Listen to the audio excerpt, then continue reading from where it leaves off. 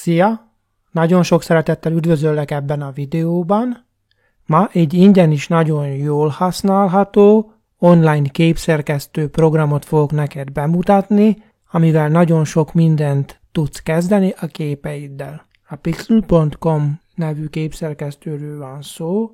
Sajnos az oldalon még magyar nyelv nem található, de hogyha tudsz angolul, németül, spanyolul, csehül, románul, akkor itt fent tudsz egy másik nyelvet kiválasztani. Ennek az oldalnak több funkciója van. Van egy egyszerűbb képszerkesztő, egy bonyolultabb, és van egy, ahol csak a hátteret tudod eltüntetni. Én most ebben a videóban az egyszerű képszerkesztőt fogom neked bemutatni, hogy lásd, milyen nagyszerű és mégis milyen egyszerűen lehet használni. Klikkelj ide a Pixel X menüpontra, majd Open Image, fel kell tölteni egy az általad kiválasztott képet, amit szerkeszteni szeretnél, és automatikusan betöltődik a szerkesztő. Nagyon egyszerűen tudod a képet nagyítani és kicsinyíteni, csak az egereden a középső gombot, azaz a görgetést kell hozzá használnod.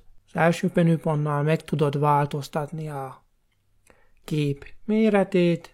Ennek akkor van jelentősége, hogyha nagyobb képeket használsz, és mondjuk szeretnéd lekicsinyíteni, hogy gyorsabban betöltődjön mondjuk a weboldalon, vagy a Facebook oldaladon, de forgathatod is a képet, és tükrözheted is horizontálisan, vagy vertikálisan. A második beállításnál létrehozhatsz egy új réteget, azzal, hogy duplikálod, és létrehoz egy új réteget, amit tovább tudsz alakítani, áttetszővé teheted, vagy különböző más színskálákat adhatsz hozzá.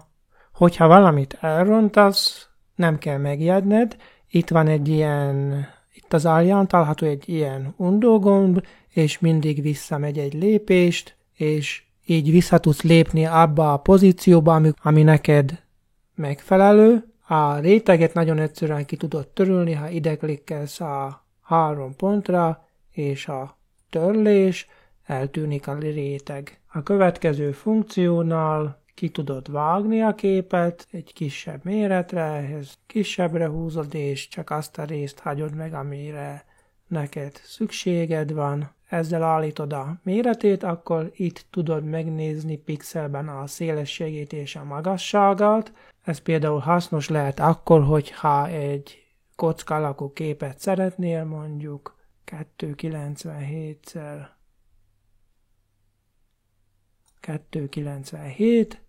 és amikor ezzel kész vagy, amikor megvan a megfelelő méret, ráklikkelsz a mentésre és a censorra, így tovább tudod szerkeszteni a képet. A következő a kivágás. Itt is rengeteg funkciód van. Bejelölhetsz részeket, amire nincs szükséged, és a program automatikusan kivágja. Rajzolhatsz bele különböző színnel, tudod állítani a méreteket.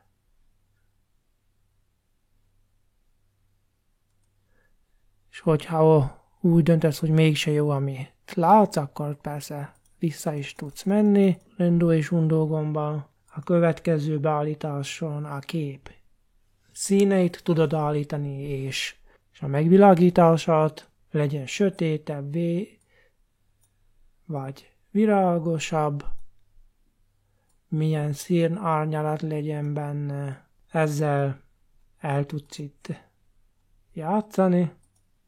Rengeteg beállítás található, és ha nem felel meg, akkor természetesen vissza tudsz menni az eredetire. A következő beállításnál különböző effekteket tudsz hozzáadni.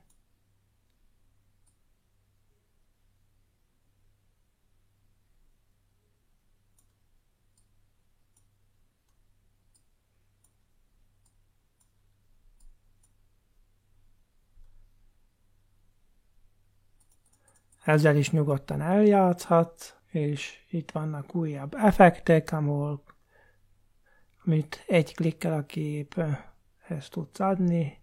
kiválasztod mondjuk ezt, akkor ilyen sárgásabb lesz, állíthatsz 1-től 100-ig. Következő beállításnál el tudod deformálni a képeidet, megadhatod, hogy milyen nagy legyen az eldeformálás mértéke, majd egyszerűen lenyomva bár egér gombot elkezdi eldeformálni a képet.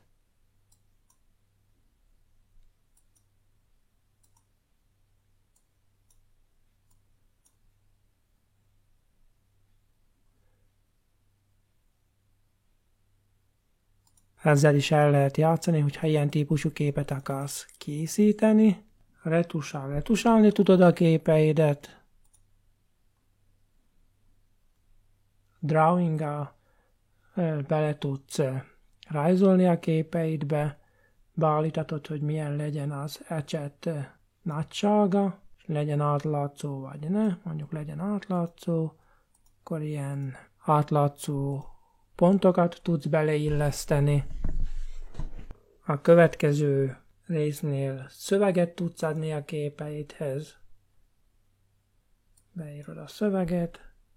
Rengeteg beállítás van arra, hogy megfelelően beállítsd a szöveget, a színét, a betű típusát, méretét, és egyszerűen belegér gombot lenyomva tartva, oda teszed, ahova szeretnéd, kész is van. Hozzáadhatsz még különböző elemeket, ez lehet stickerek,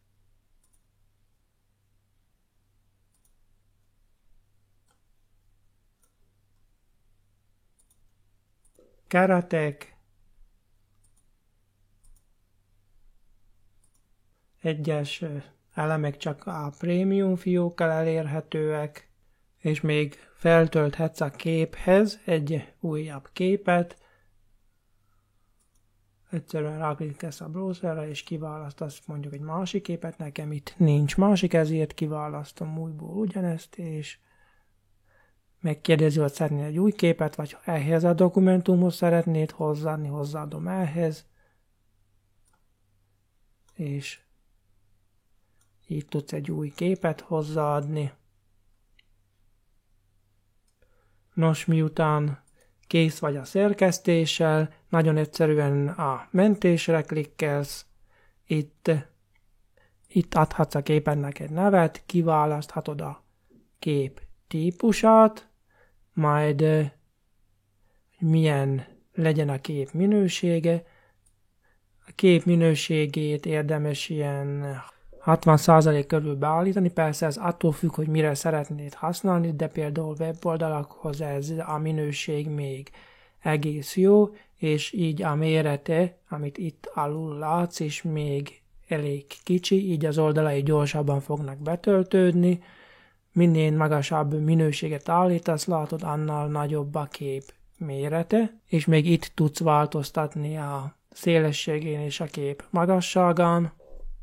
Általában ezt itt felfele nem érdemes kerekíteni, ugyanis akkor a képed elmosódhat, miután megvan a megfelelő beállítás, egyszerűen a downloadra klikkelsz, és automatikusan letölti a képedet, ezután azt tudsz kezdeni a képeddel, amit szeretnél. Szóval ez egy szuper eszköz, gyorsan még belenézünk a fejlettebb verzióba. Ide is feltöltöm most ugyanazt a képet. Mint láthatod, itteni jóval több beállításod van. Ez itt már inkább olyan Photoshop stílus, de ezt most itt nem mutatom be neked részletesen. Ha gondolod, használd az egyszerűbbet, vagy ezt a bonyolultabbat, és próbáld ki a dolgokat, hogy mi az, amit innen használni szeretnél, használni tudsz, és készíts professzionális képeket. Ami ennek a képszerkesztőnek a nagy előnye, hogy még regisztráció se kér ahhoz, hogy te használni tudj ingyen online, és mint láthatod, rengeteg funkció áll a rendelkezésedre, Sok sikert kívánok neked a képszerkesztéshez, remélem tudtam ezzel a videóval segíteni. Hogyha még nem vagy feliratkozva, iratkozz fel a csatornára, mert újabb videókat fogok még készíteni ebben a témában is. Kívánok neked sikeres napot, üdvözlettel Győri Tibor!